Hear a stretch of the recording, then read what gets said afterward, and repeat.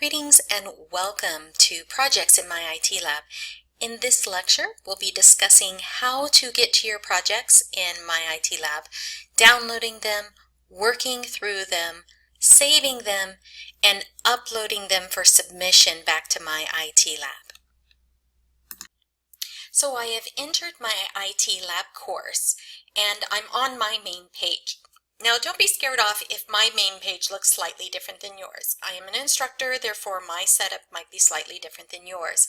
I have a toggle that I can select Student View, and I have selected that, but even still, it might be a little bit different than yours. Regardless, here's how you get to your projects. You're going to make sure that your assignment calendar is on. This will open up the month that we're in and show you whichever day you click on what assignments are due. Now on this particular day, I do not have a project due, and this video is specifically on doing projects. So I'm going to go ahead and select the next month by clicking the arrow key and selecting a date that I think that one of my projects are due. And indeed, on this day, I have several projects that are due. At this point, I do want to remind you that I am using Google Chrome. MyITLab works best in Google Chrome. If you choose a different browser, you might end up having some issues.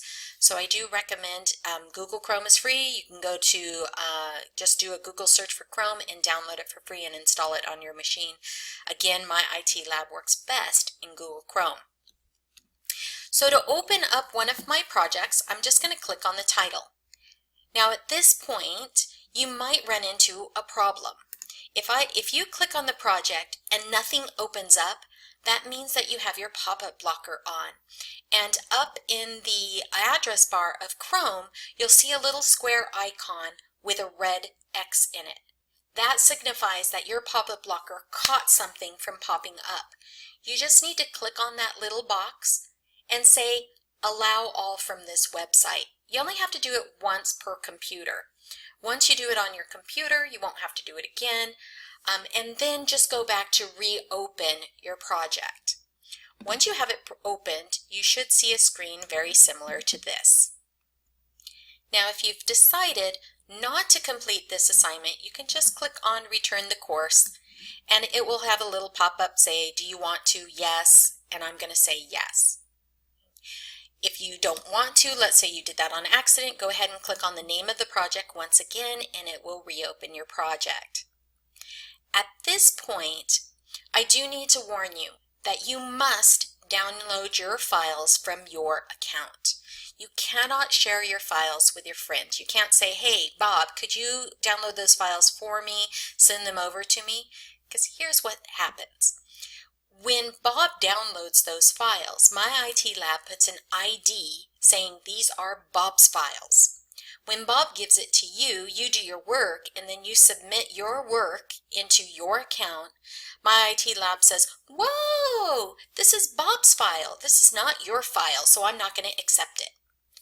So always download your own files. Never share your files with anybody. So as you see, you have 3 steps. You're going to start Excel, you're going to download the file, you're going to change the theme, and you're going to use fill handle. Now, these are your directions, but there's also, when you click on download files, there's also an instruction sheet that you can take with you, so you don't have to be connected to the internet. I do recommend always downloading both of these files. Or, in the future, we might have multiple files. Because of that, I'm going to show you in this simple example how to download each individual file as well as all of them all at one time. To download them each individually, you're just going to click on the green arrow. And I'm using Chrome, so you see that it's downloading right in my bar right here. And it says, hey, I've downloaded it. I'm going to go ahead and download the second file. You'll see that come down and start downloading. Once it's done, the little icon spinning around it will show solid. Now if I want to open up both of these files, I can. I can just click on the down arrow and say open, and I'm going to go ahead and do the same thing, open for Excel. wanted to download all the files at one time, then what I would select is this download all files. Now what it happens is that all of the files are downloaded and put into a zip folder. And there's an extra step we need to do before we start working on our files when we get a zip folder. So I'm going to go ahead and click on Download All Files, and you'll see that there's a file and an icon that it's downloading. As soon as it's done, I'm going to go ahead and click on Not Open. I don't want to open this. I want to go look at it first. So I'm just going to go Show All Downloads, or I can go to my Microsoft Explorer, go down to Downloads, and you'll see this zip folder. You can tell there's a little zipper there. Before I work with this folder, I have to unzip it. Think of it as you're trying to take off your pants, and if they're fairly tight pants, you gotta unzip them before you take them off, right? Same thing, you need to unzip this. So with a Windows machine, especially with Windows 10, if I click on this file, I'll get an option to extract, and then I can say extract all. If you don't get this tab, then all you need to do is right click on the folder and say extract all. It's going to ask you where do you want to save it, and in this case I'm actually going to put it on my desktop just so it's away from everything else. Once it's on my desktop, I select my desktop, I'm going to say extract. You may select any folder on your file. You don't have to do desktop. Now that I've extracted my folders, I'm going to go to my desktop. Oops, sorry about that. Once I go to desktop, you'll see I'll have a folder with all of my values there. Here are my files that have been extracted, okay? Not a folder, but files. Here's my Excel file. Here's my instructions. Again, I can just click on these to open them up like I normally would. They're individual files, but you must unzip it before you start working on them. If you go to your downloads and you click inside and you start working on these, problems will arise because they're compressed files. They're not regular files. So extract first, and then you can start working on your files. So I'm going to go ahead and open up my files and start working in them. So I'm going to jump ahead. Now the good part about having a Windows machine, at least for me, is I can break these up, and I know I have quite a bit open. Let's go ahead and close that out. Here's my instructions, and I'm going to go ahead and work on them at the same time. So let me just move my window up so you can see a little bit more of my window. And I'm going to say, first of all, I have to enable editing in my Excel. Otherwise, I'm not going to be able to do anything in my Excel file. So here's my directions. Sorry about that.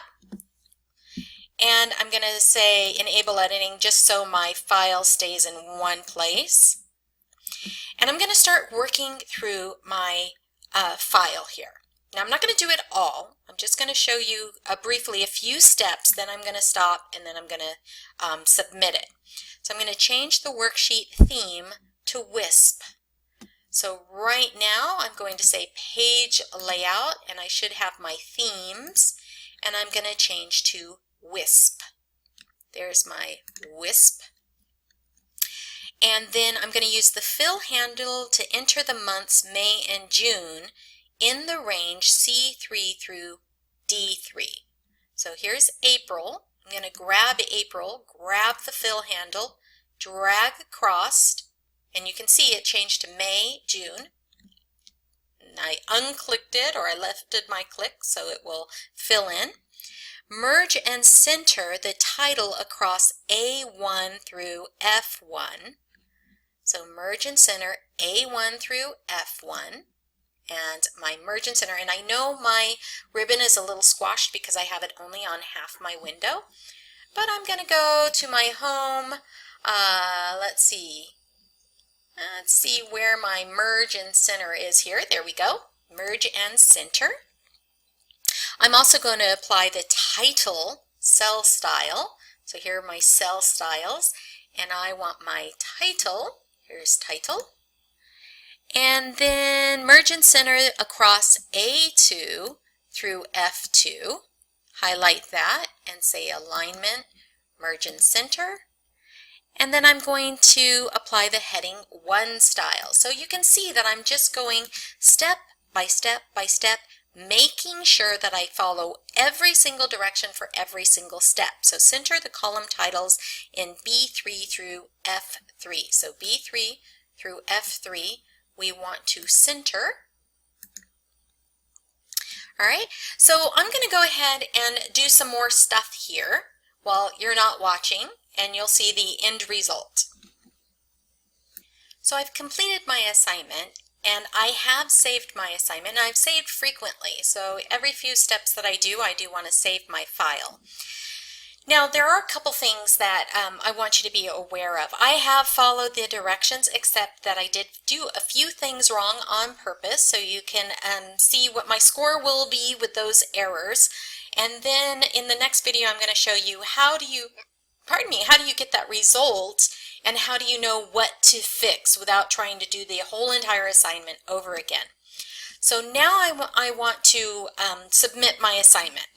So I'm going to go back to MyITLab, and remember, I've saved my file, and now I'm going to upload my completed file. I'm going to select my file, choose where I saved my file. This I just saved my downloads, but it would be better still if you saved it into a different location.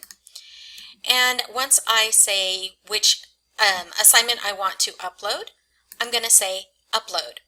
And it does take a few seconds or even up to a couple of minutes to upload your file. And it says, hey, my file has been successfully uploaded. You must click Finish, Submit for Grading button to let them process my file.